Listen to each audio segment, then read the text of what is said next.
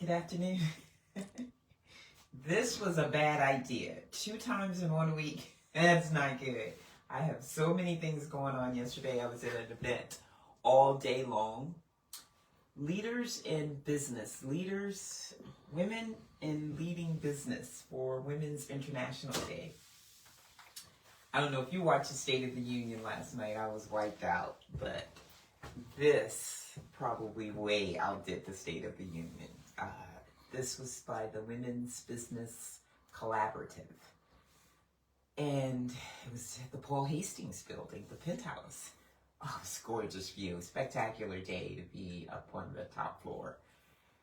But the panel discussions. Just a few weeks ago, I went to 3 or 4 panel discussions. And I'm like, what is this? Such pretentious behavior. So much stuff going on.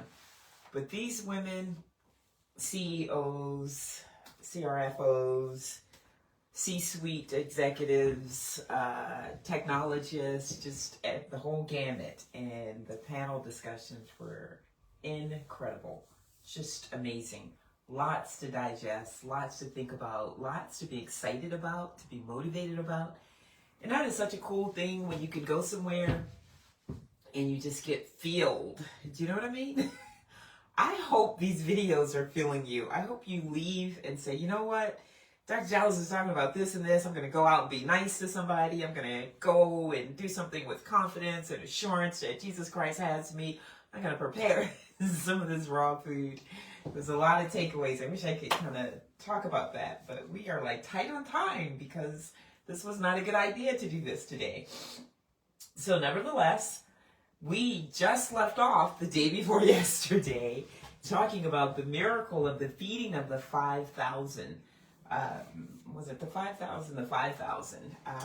And our main takeaway was that with little, Jesus can do so much.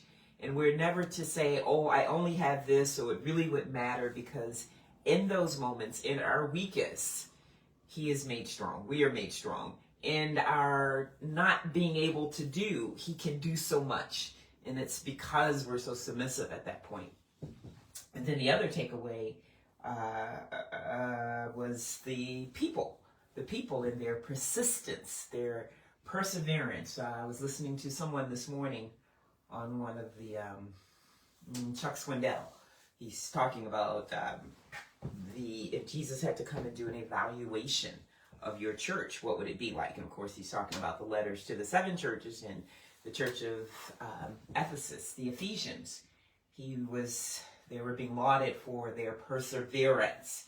And so these people were persistent in their perseverance to get to the presence of Jesus Christ and to be prepared to listen to the preaching so that they can be prepared to go out and implement that in their lives.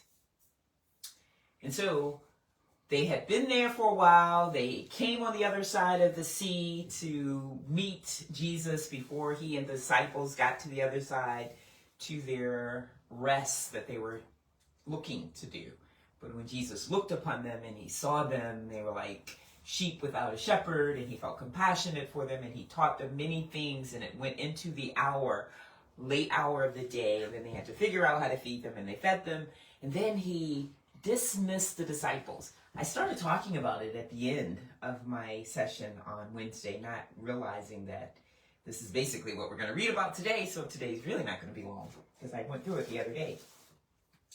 And so what we talk about is, it's actually, many people will look at it and put more emphasis on the fact that, when Peter was trying to walk on the water. Well, this is a time when Jesus is actually walking on the water and he comes to the disciples. But we're not going to focus on that because this is the Gospel of Mark. We've decided to do the Gospel of Mark because it is a very quick gospel, because it stresses doing and being, and we want to do that with you. Our whole agenda 2 years ago when we started this was to teach us how to be disciples, and the Gospel of Mark just goes right to it. I heard someone else say, I don't know if it was today or another day, another preacher that I was listening to, that in the Gospel of Mark, the word immediately is spoken 44 times. And I remember that because this passage starts out with immediately. So, Jesus walks on the water, Mark 6. We're going to go from 45 to 52. Yep, sounds like a lot again today, but it's not really. So here we go. Immediately he made his disciples get into the boat and go before him to the other side, to Bethesda. Listen to this. Have you guys noticed that they get in and out of this boat and go over and over, back and forth quite a bit? We're going to talk about that another time. Immediately he made his disciples get into the boat and go before him to the other side, to Bethesda, while he sent the multitude away. And when he had sent them away, he departed to the mountain to pray. Now when evening came, the boat was in the middle of the sea, and he was alone on the land. Then he saw them straining at rowage, for the wind was against them. Now about the fourth watch of the night, he came to them walking on the sea, and would have passed by them. And when they saw him walking on the sea, they supposed it was a ghost, and cried out, for they all saw him and were troubled. But immediately he talked with them and said to them, "Be of good cheer. It is I. Do not be afraid." Then he went up into the boat to them, and the wind ceased. And they were greatly amazed in themselves beyond measure, and marveled, for they had not understood about the loaves, because their heart was hardened. There's a lot to unpack in there. That piece right there, for they had not understood about the loaves, because their heart was hardened. A lot of people kind of go over that. It's a bit to it, and we're going to do that. I think I might do that for one session between here and going to where many people begin to bring their sick to him. I may just kind of redo that verse.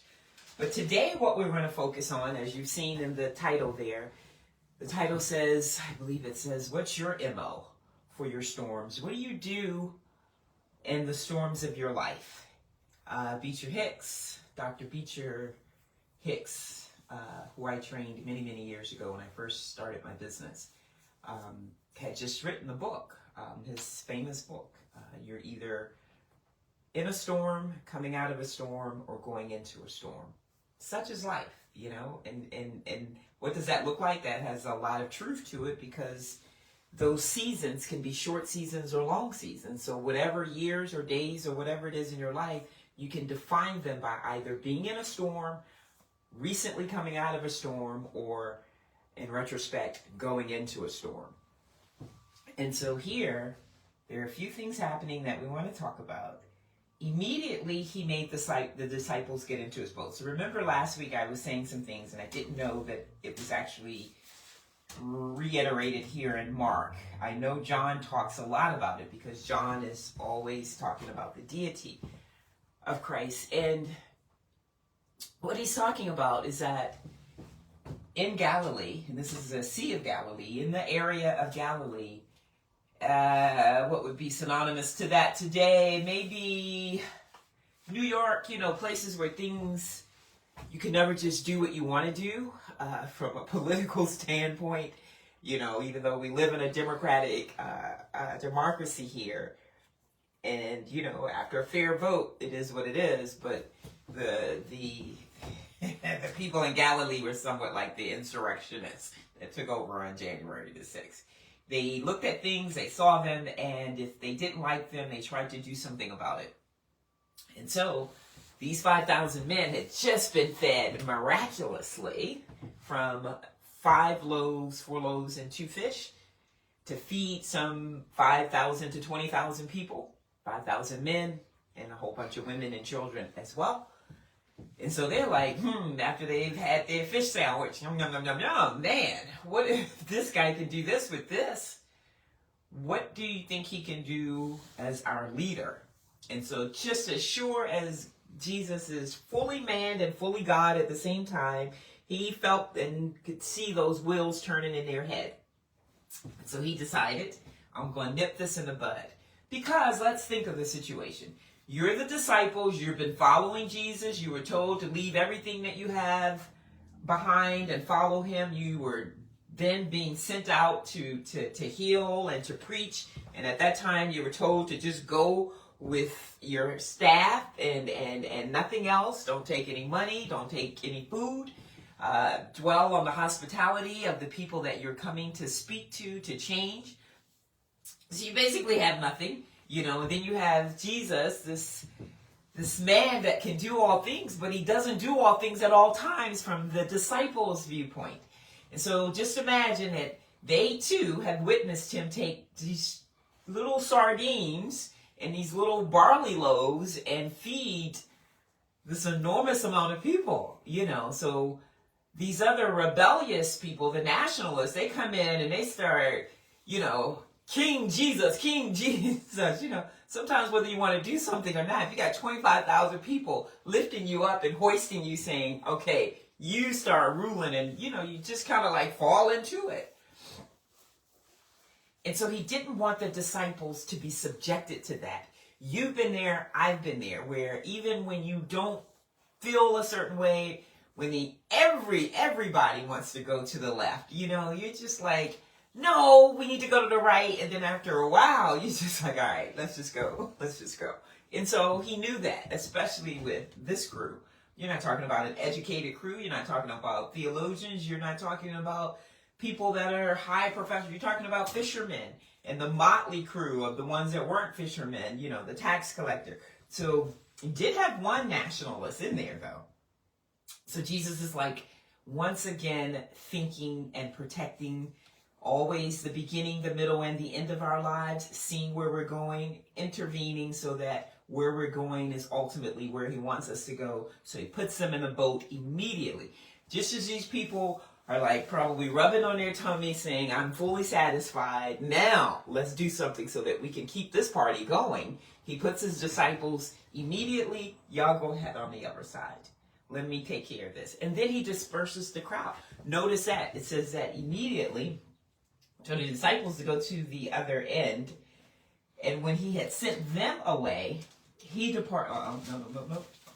When he had sent the people away, while he sent the multitude away. So put them away, and then he sends the multitude away. Why did he send the multitude away? The multitude was okay now. Remember, before, he didn't want them to go away because they had not eaten. He was afraid they would fall and do whatever. So now he sends them away. I've satisfied you. You're good for the journey. Let me disperse you. Why disperse them? So now, we're fed miraculously. We can just camp out here tonight and get up and listen to you some more, teach us some more, and feed us again. Do you know? So Jesus doesn't want them to get comfortable together in the same setting. He doesn't mind that they get dispersed back to their villages and their towns so that they can tell some of the things that they've been taught, but not so that they can have this cohesive group. So the group here that's telling me to go to the right, and I'm saying, no, let's go to the left. It's not as strong when they're dispersed back into their communities as they are with that entire group saying go to the left. As they get dispersed back into their community, some people are saying go to the left, some people are saying go to the right. So that's all that was about. So he just nipped it. Shut it down before, pour the water on the flame before it begins to be a fire. That's what he did. And then, look what happens. Here's our MO for going into a storm. As you're going into a storm, and Jesus was going into a storm. Fully man and fully God. But right now we're dealing with fully man. Fully man is, I'm out here teaching in the middle of nowhere, in the desert, because I've been put out of the synagogue. The Orthodox Jews are against me. They're somewhere now trying to plot to kill me. He knows this because he knows everything. They're somewhere trying to plot to kill me. Then I have this group that I'm trying to help and lead, and I have to feed them, and now they're plotting to try and make me king.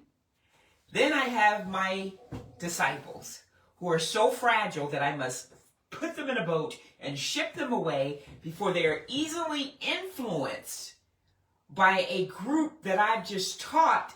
Yet I've just spent 2 years with them, intimately with them, teaching them sending them how to go out and do some of the same things that I do, giving them that power and that authority. And they're still misunderstanding. That's what the end of this passage is. And so he's dealing with all of this, just like you and I, when we've got somebody from the right, a family issue, a professional issue, a neighborly issue, just, all of this stuff going on. You just be like, okay, what's the best thing to do? The best thing to do is to be persistent in trying to get yourself into the presence of God. And so what does Jesus do when all of this is falling on him at the same time?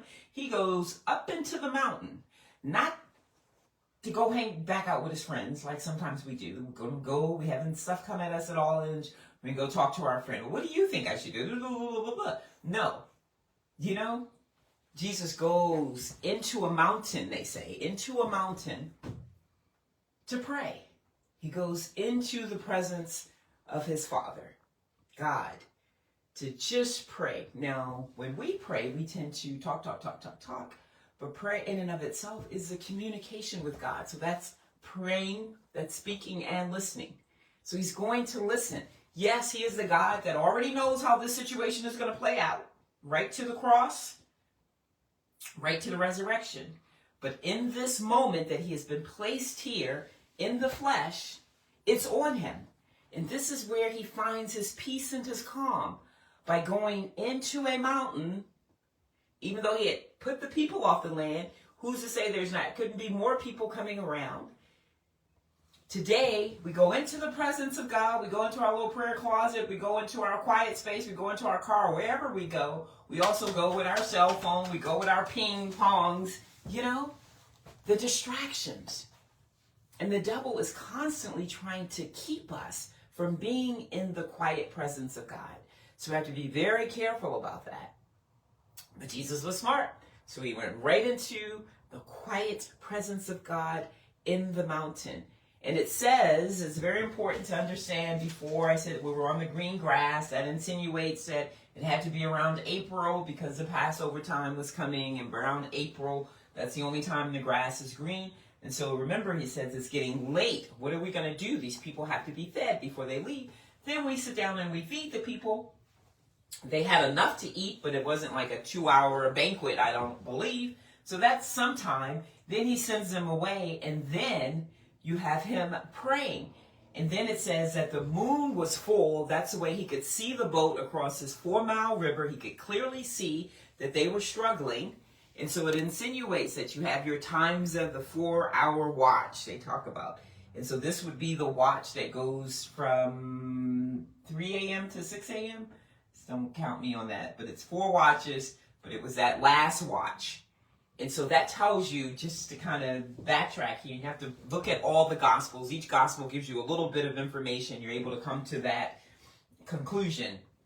But the conclusion is that not only did he go into this quiet, isolated place to pray, but he spent a significant amount of time there. There was a study done a couple of years ago saying that the average Christian, I don't know, it couldn't be the average Christian, because what is the average Christian? But some great percentage of Christians spent an average of 15 minutes in prayer. And it was a small percentage. It was like only 20% are praying daily, and of that 20%, it was an average of like 15 minutes a day in prayer. I'm not to say how long, who's supposed to pray or whatever, but I always say put things in some type of context relative to the importance of prayer, how prayer can change everything, that prayer is the answer to everything. I'm thinking about Mahalia Jackson. Prayer changes things, So you think about what prayer does. We say it, the power of prayer. And almost every gospel song that we sing on Sunday mornings, it has something to do with the power of prayer and prayer. I'm drawing some blanks in terms of some actual lyrics. But the gist is that everybody says, and it's funny too, because sometimes Christians will say, well, I guess we can't do anything but pray now. So it's funny because it's like a secondary thing. It's like, okay, or not even a secondary thing. It's like, if all else fails, then maybe we ought to pray, when that should be our first recourse. and then spend some time doing it. And so to not suggest that prayer becomes a mechanical thing where you spend 10 minutes or an hour or whatever, but putting it into context relative to the other things we do and the amount of time that we spend doing those things. What does that say about how we really feel about prayer? And then what does that say about our knowledge of God? Because the way that you get to know people is by spending a lot of time with them. You begin to, finish their sentences, etc., etc. And so when we think that not just the time that we put in, but the consistency, it says, and that's out of the 20% or so that actually pray every day. It's an average of 20 minutes or so. I'll find the stat and bring it another time.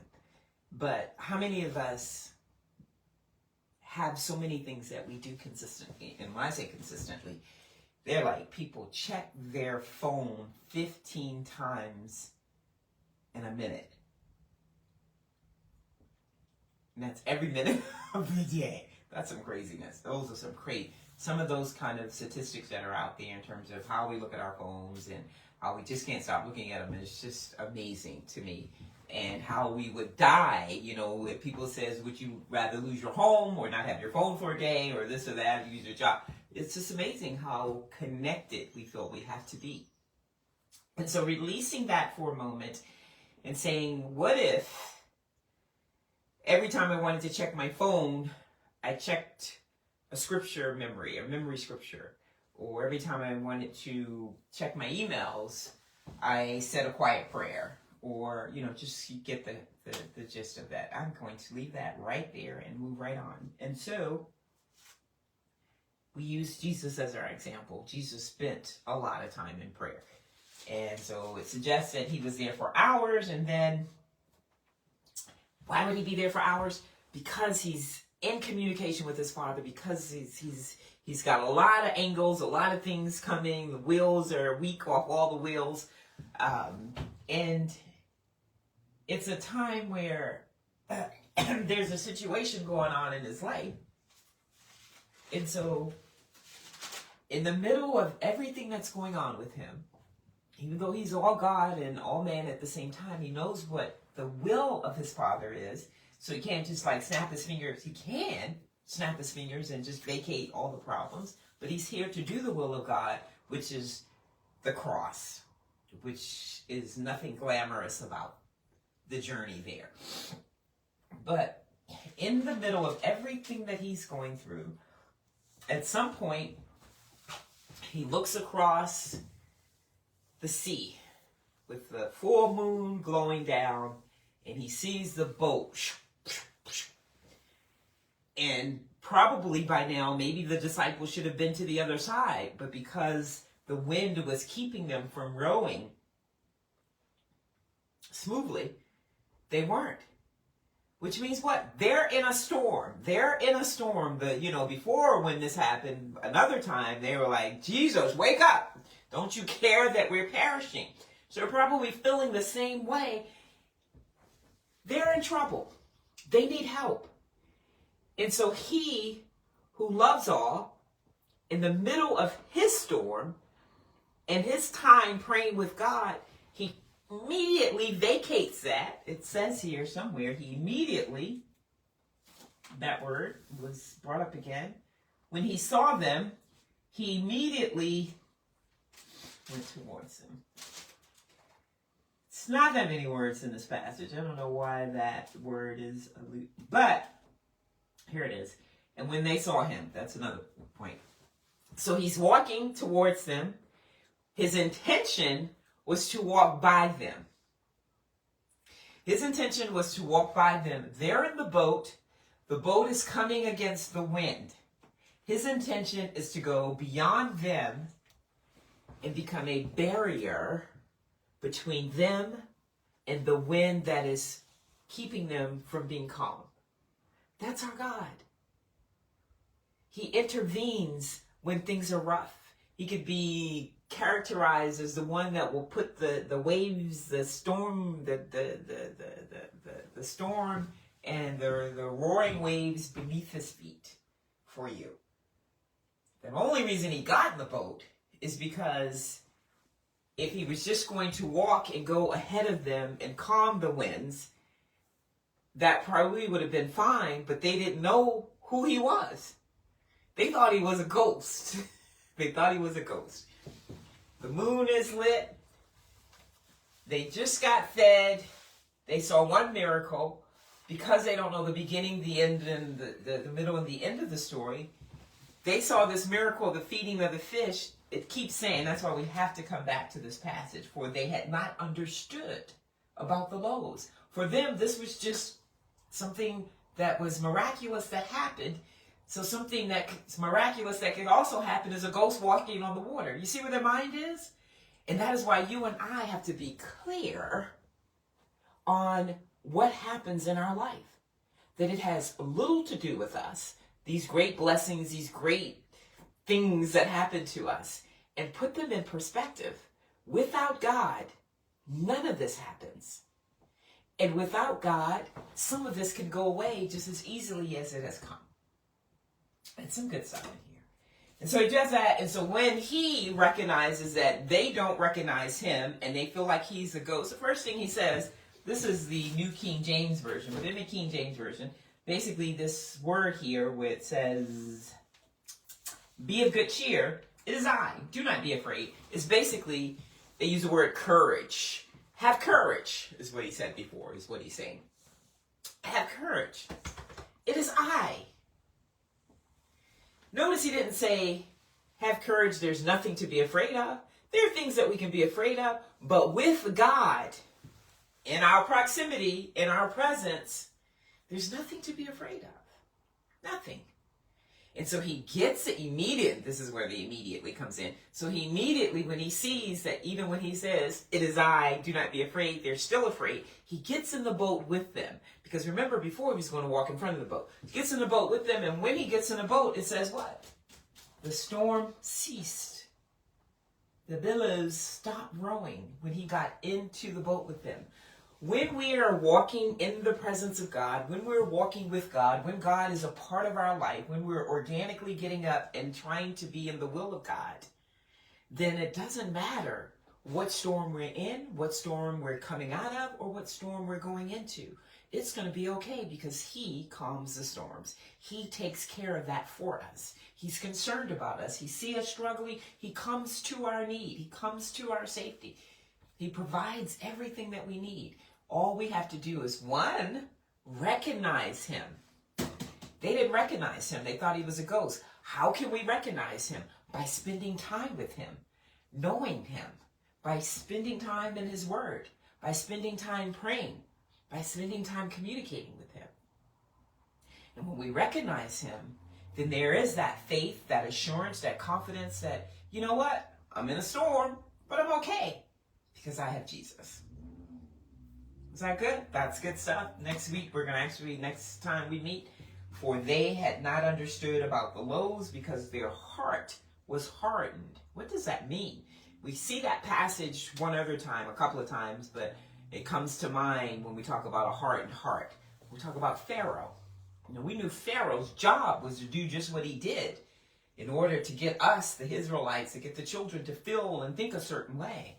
And the Bible tells us that Pharaoh's heart was hardened. And here it's saying that the disciples' hearts were hardened. I think that's worth going over. What about you? So that would be Mark 6:52. We're going to have to just do one session on that. Maybe that'll be good because that'll be our catch-up session to get us back on track. And we'll just talk about that one verse. And then we'll go into the many who touched him and were made well. And then we will be in chapter 7. So we probably have 2 more sessions before we get to chapter 7.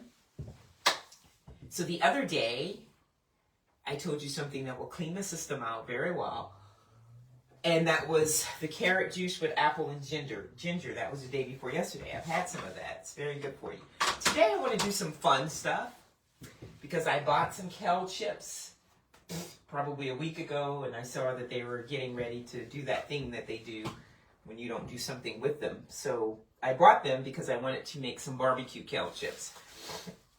And that's what I was going to show you how to do today, because that's fun and it tastes great.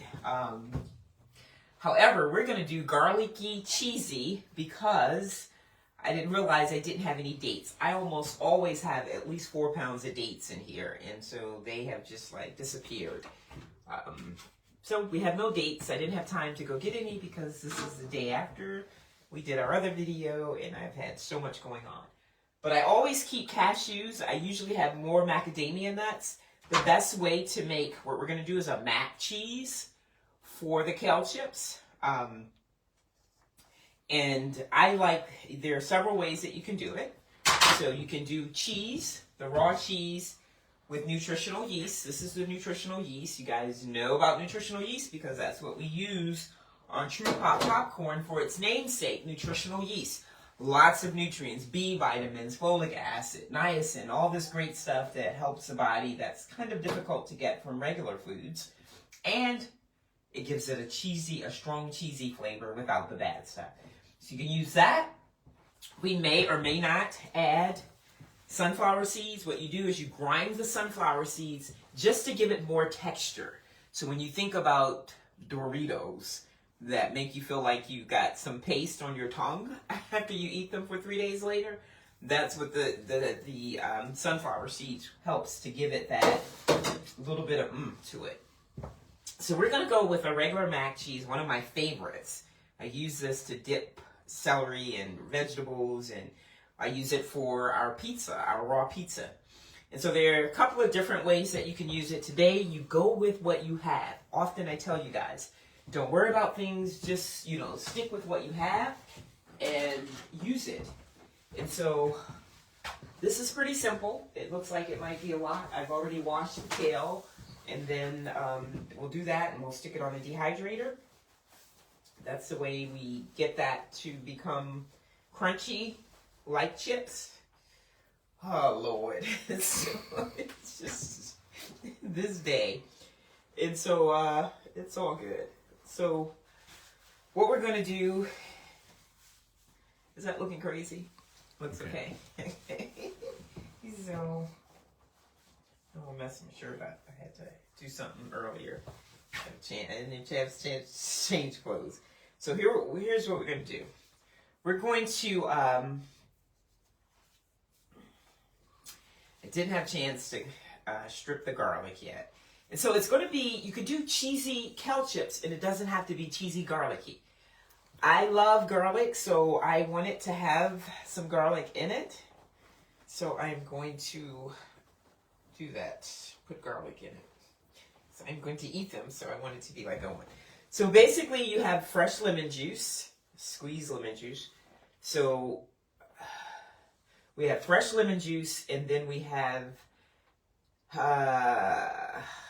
Lord have mercy. It's the natural soy sauce, but it's, I'll think of it, tamari. So you want to use half of the amount of tamari as you use lemon. So this is maybe a half a cup. So I'm going to put that in. And then that means I'm going to use about a 1/4 cup of tamari. So I'm put a little in there. With raw food, you can have a little too much of this, a little too much of that. It's not going to matter. These are my favorite peppercorns. So these are mostly the black and white peppercorns. I really prefer when they're majority red peppercorns, but they all give it a nice bite. Probably could use just maybe a teaspoon. As you see, I use probably 2 tablespoons because I like it to have lots of bite to it. So that's easy enough. And then you want to put as much garlic as you want in there. And this knife is crazy sharp. So you can get a dull knife to fool around with this. And this is good just so sometimes people are intimidated when they go in the store and they get the whole garlic. And everybody knows how good garlic is for you, but they tend to cook their garlic. And that's what you don't want to do. You want to use raw garlic, even if you want to put it, say, like in a dish that's sauteed, just mince the garlic and just put it on top of the vegetables, the stir-fried vegetables or steamed vegetables or cooked vegetables or whatever you're going to have afterwards. after everything has been prepared, because the more you add heat to the garlic, that sulfur that has that anisin in it, that is what kills the germs and bacteria, begins to diminish significantly in its value when that's happening, when it gets heated. So you just kind of want to go with this is such good garlic. I think I mentioned one time before, you guys, that this came from Tacoma Park Food Co-op. These big, huge, juicy garlic cloves. So you don't need a lot of them, even to have a really garlicky, strong flavor, because one piece of this is like 4 pieces of regular garlic clove. So that's pretty easy. I used to buy the big tubs of peeled garlic, but you know, you keep it too long and it's still good, because garlic is really not going to go bad for a while, especially if it's sealed properly. But it's nothing like garlic coming right out of the shell. And so when you get like that, and say you don't want to peel it, or you're having some, because you'll have problems when you take the smaller pieces of garlic. These are so large, you saw how easy that was to peel them out. So when you don't, you have that little thing there, and you rub it up against it, and it'll peel the stuff off for you. But these are so easy because they're so large. We'll just finish this one, and that will probably be enough, because I'm going to save that garlic. So I'm going to go get me some dates, and I'm going to do one batch of garlicky cheese and another batch of barbecue, which is what we can do when we talk about that one verse.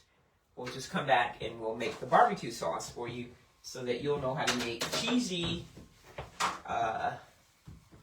kale chips as well as garlicky kale chips. So what we're going to do is we're going to blend this first.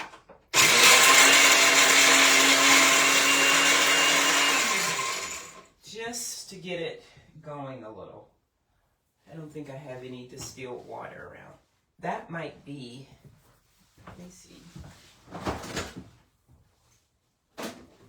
Might want to put just a little more liquid in here, because I have probably a little bit more nuts than I need to. And then you add your nuts. Okay, are you looking and listening, paying attention? It's just, you know, some things you do. Because people are like, I had a recipe, it tastes like mine. It tastes like yours. So these are one of the things. Put your nuts in the water.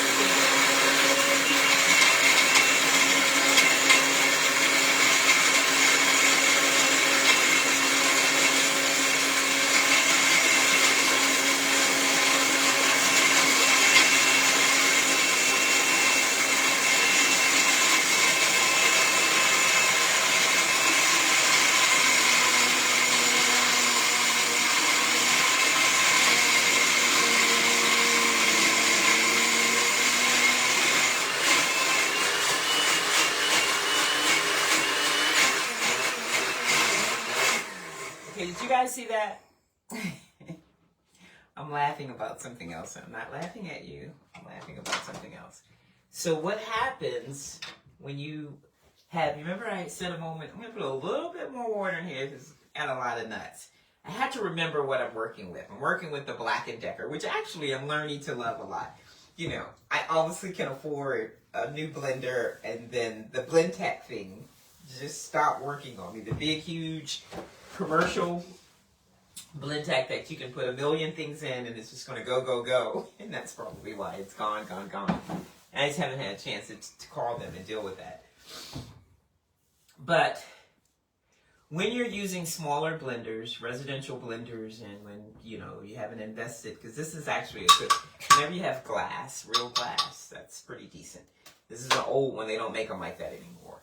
But when you put those ingredients, you put everything into the blender, you're going to have a mess on your hands. It's going to go, and then probably, if you got the little screen, it's going to say overheat. Then you got to sit there for 15 minutes to let it cool down.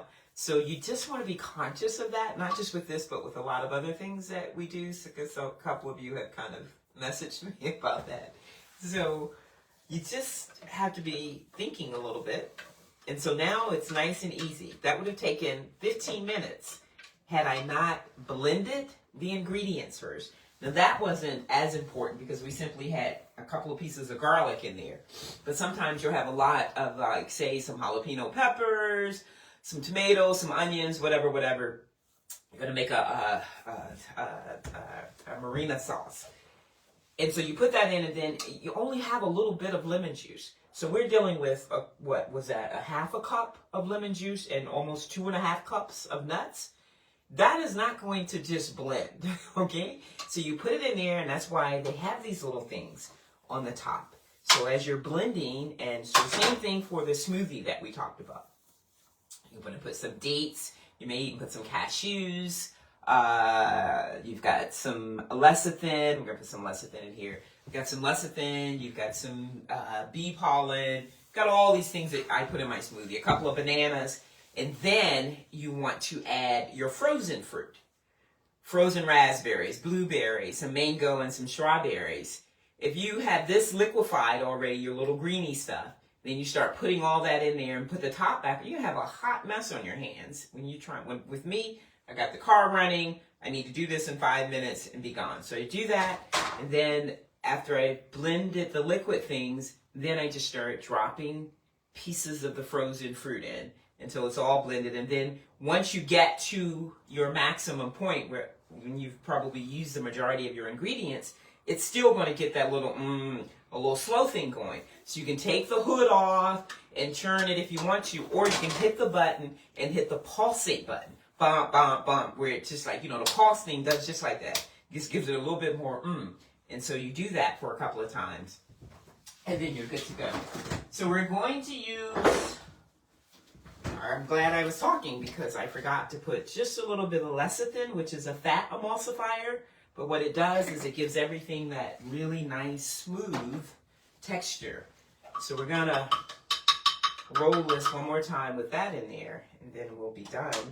And I might put just a little bit of water because I have a little bit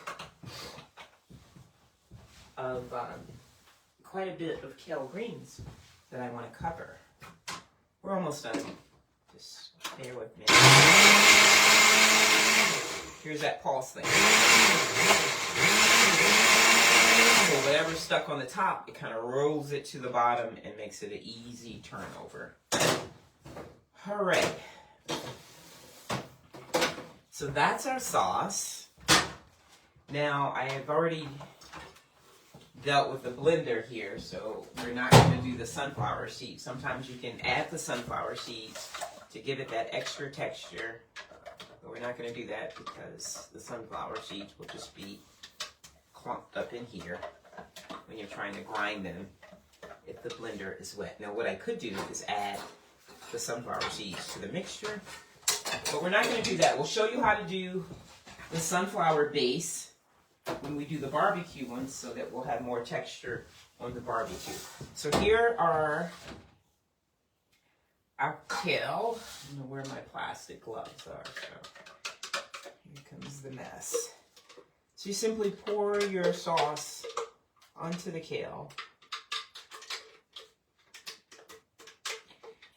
Some people, I tell people when I'm talking about raw food, that you can either in the summertime on a really hot day, high noon to 2 o'clock, when that sun is beaming, when it's 95 or so around here, and it's in direct sun, you can put these things on a plate and sit them in the sun, especially the raw carrot burgers, and they'll do just fine. And I also tell people you can put it in the oven on a temperature that doesn't exceed 105, which is usually your warm temperature. But to me, that just doesn't, will suffice. But we want the best of everything, and that doesn't do. So usually you'll take your hands and just play with this until you cover. That's all you want to do is cover the kale. So once you cover the kale, I probably didn't need that extra water because you do want it to have some thickness to it, but not to worry because it's going to get plenty thick. when it sits on the dehydrator. And you just cover it. So that's the easy part for the cheesy ones. When we're doing the barbecue, you kind of want it to be barbecue plus something. So you add the grounded sunflower seeds. And because I think I did put too much water in there, because usually you turn those nuts, and it's good. It's a nice thick paste because it's more like a dip that you use, and it's like the thick cheese that I put on the raw pizza. So this is actually a little looser than I want, but the important thing is that the chips, the kale is completely covered. And that's what you want, is because you want to taste the cheese on the kale. But I am definitely going to, and then what you could also do is you could put some nutritional yeast on it to thicken it. The reason I would not do that is I would do that for the barbecue. That actually tastes pretty good when you do that for the barbecue. You don't want to do it for the raw mac cream because that is your cheese. And so when you start mixing it, it would be like having cheddar cheese and mozzarella cheese, which you can do, but usually I favor one or the other, and that's what I want to taste. So this is it. Smells great. And so we have the dehydrator. We'll simply take the dehydrator out, put the kale chips on there. If you don't have a dehydrator, you simply take a cookie sheet, put a piece of wax paper on it, and then just sit these on. And then when they begin to just get a little stiff, take them off of the wax paper and throw them onto just the plain cookie sheet and let it sit until so you're going to have to do that a long time in the oven. Even on the dehydrator, it takes 16, 18 hours to fully get crisp. Usually won't last that long because when you start smelling it, you'll start eating some and they'll be just fine, soft, and you'll just like gobble them down. And by the time they actually get to be chippy, I've eaten 3/4 of them, which is why you always want to make a lot of batches as well. This is actually a lot. Once because it's so nutrient dense, you'll eat a few of them and you'll feel content. You'll be like the disciples that ate the fish and they were fully satisfied. You'll be fine with just a handful. You go to the store, this is about how much you get in a bag for about $10. That's it. And you're usually okay, you know, most people are. So that's the raw kale chips. That was fun. It was fun. So I'm going to wash that blender out, grind up the sunflower seeds. It's going to be grinded sunflower seeds, and I'm going to sprinkle them and just mix it in, turn it, and put that onto the dehydrator. And I'll let you know how wonderful they taste because they're going to be great. I mean, just look at the ingredients that we use. This peppercorn and that garlic is just going to, with those nuts, takes it to the tilt. So that's good stuff. I hope that has been helpful. We want to remember that even though you've been saved and you've given your life to Jesus, you are not exempt from trials, tribulations. The Bible tells you that. But we already have the victory because we have Him. Walk closely with Him during those periods. It's not going to make the storm go away. It's how you deal with life while the storm is there. And that's what's important. So remember those things. I hope this has been helpful because this has been a task today. But I love you. I love you. I love that we're growing together. I love that we're getting it. Go out and be nice to someone this weekend, and I'll see you soon.